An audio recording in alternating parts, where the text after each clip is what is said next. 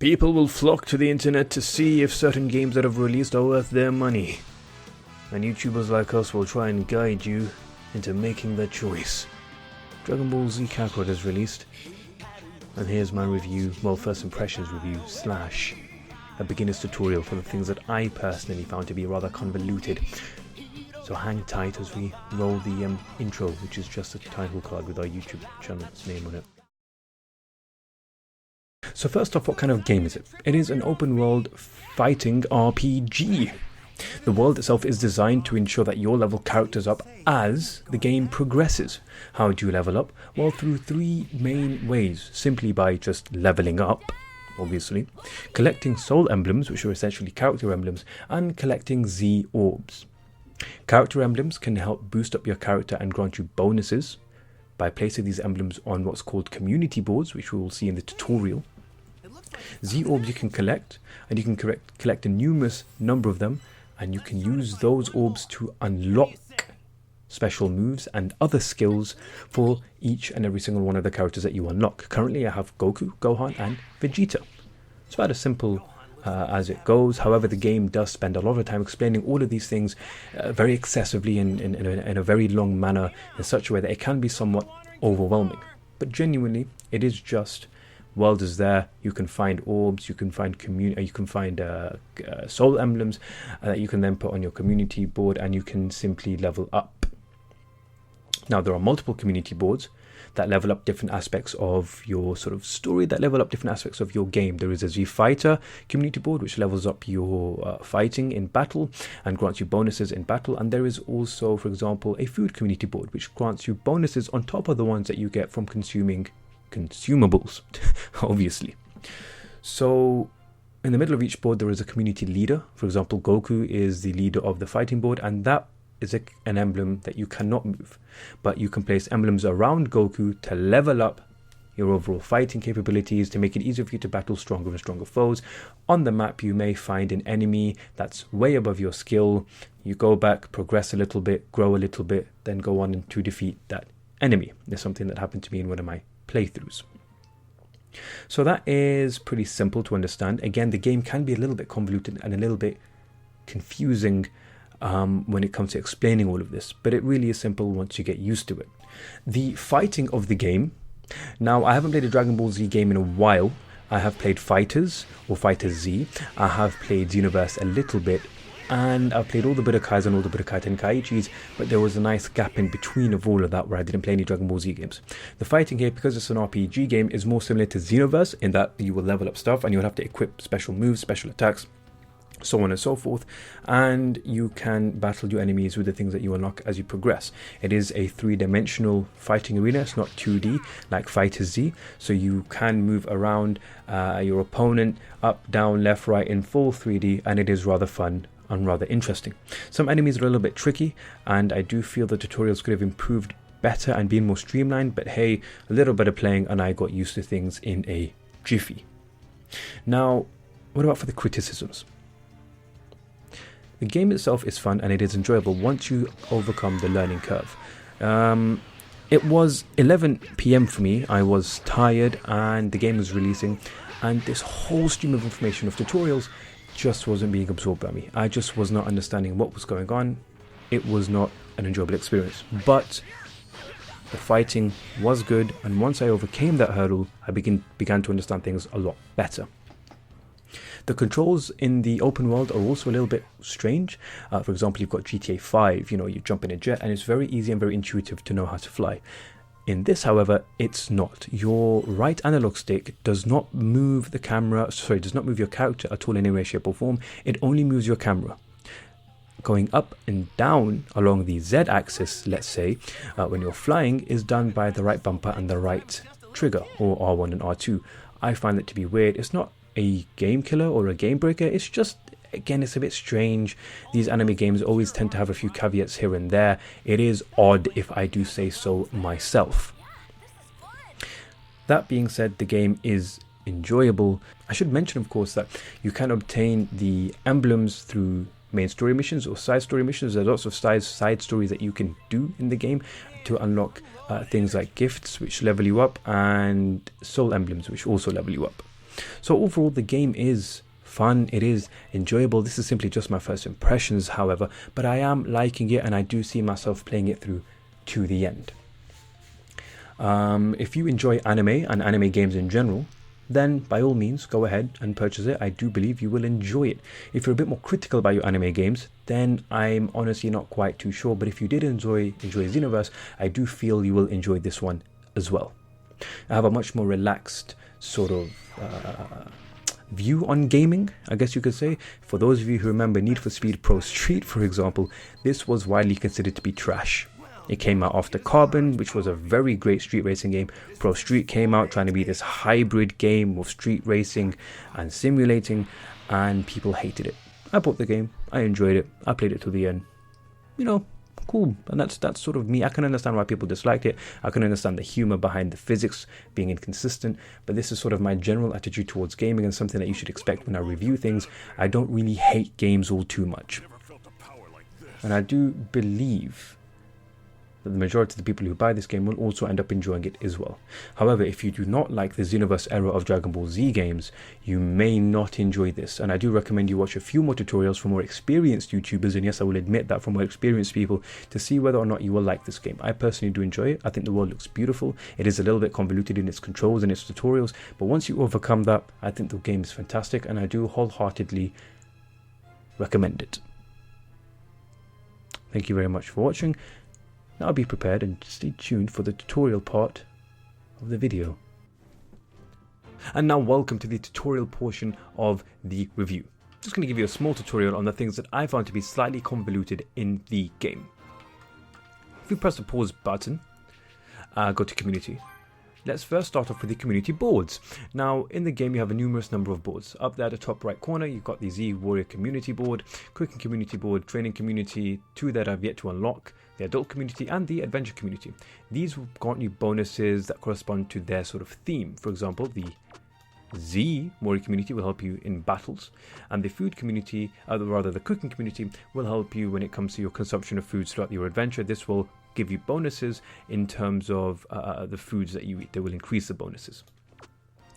You can level up the community by putting on what we call soul emblems. So as you can see here, we got Chi-Chi and we got Chaozu, these two emblems, and they're not glowing. However, these two, or these guys, are glowing. And why are they glowing? Well, first of all, let's just move Tien over here. As you can see, Tien is no longer glowing. Tien is being put next to Goku, and Goku and Tien together have leveled up the community, and everyone here together forms an overall level of 49. However, certain characters put next to each other will interact in certain ways and will give you a bonus, a link bonus. So Tien next to Yamcha, them two will interact. I bet I could give you a run for your money if I train some more, Tien. Oh, is that so? I'm ready to spar whenever you are. Hey now, I said if I trained, if! Yes, okay. So these two will interact and there'll be a link bonus, and the bonus will be active, and they are there. You can also use multiple characters in multiple bonuses. For example, you've got Goku, Krillin and Yamcha. These three form one bonus. Yamcha and Tien also form one bonus, and both bonuses with the Yamcha can be activated at the same time. Goku and Gohan have a bonus, and Gohan and Piccolo have a bonus. Piccolo and King Yama also have a bonus. So everyone here together has a bonus in some form or another, and it causes my overall level to be 53 and my rank to be 4. And the higher your rank is, the more community skills you can unlock down there on the side. You can obtain rank by the link bonuses that I just mentioned, or by putting emblems on the boards that best suit them, which I will explain in a second.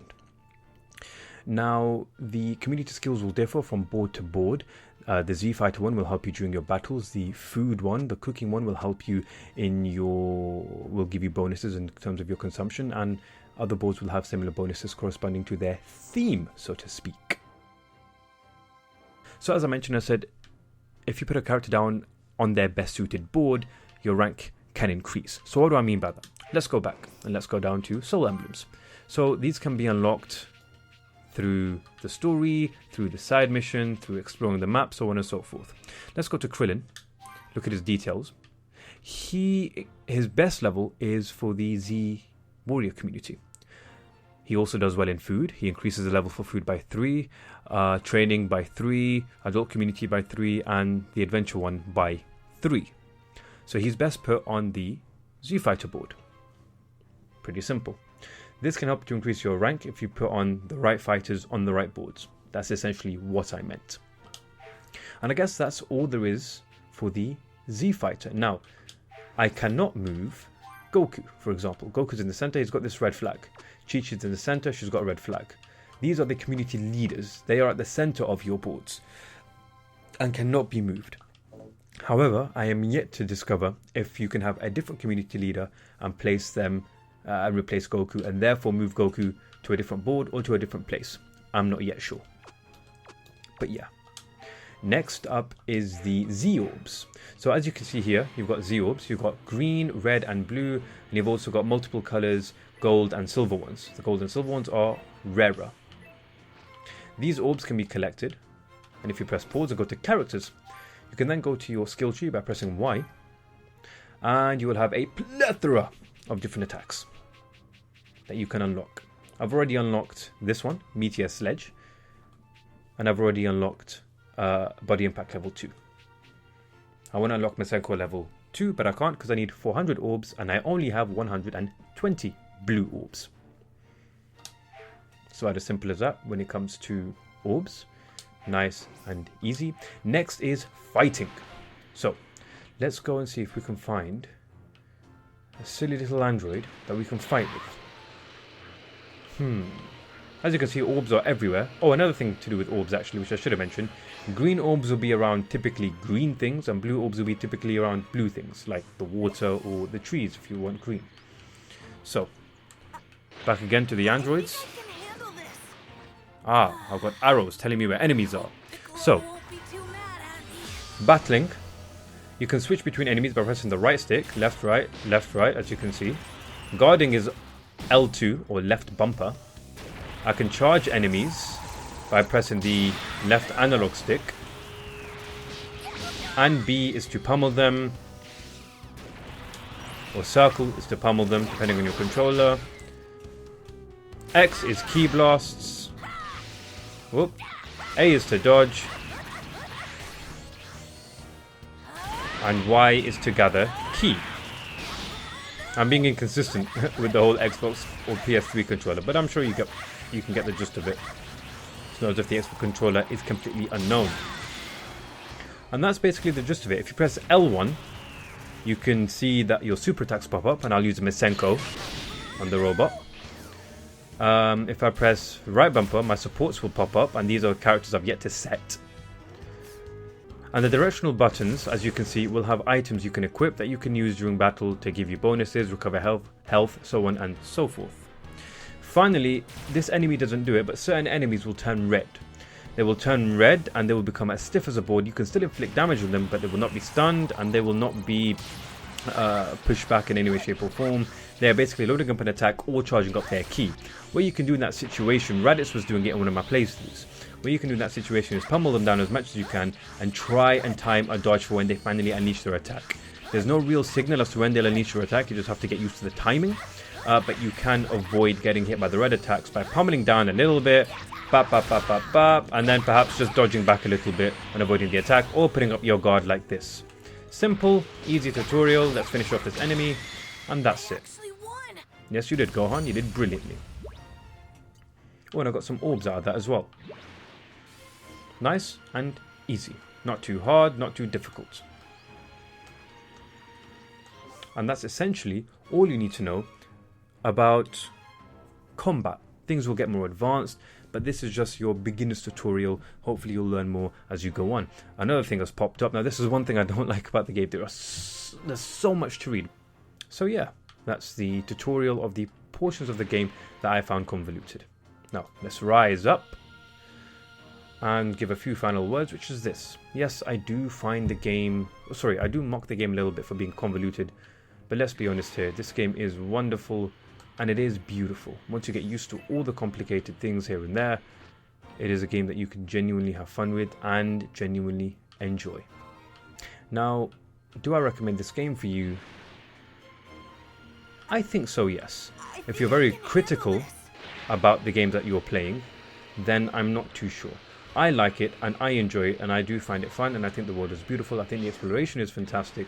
It's just the leveling up that I find to be, you know, it's just so many aspects of it that it can get a bit overwhelming sometimes. But hey, when you get used to it, it is rather fantastic. Thank you very much for watching. I hope you enjoyed the video, and I hope I made your learning curve a little bit smoother, and I hope if you do purchase this game that you do enjoy it. Thank you very much for watching, guys. Take care and have a good one.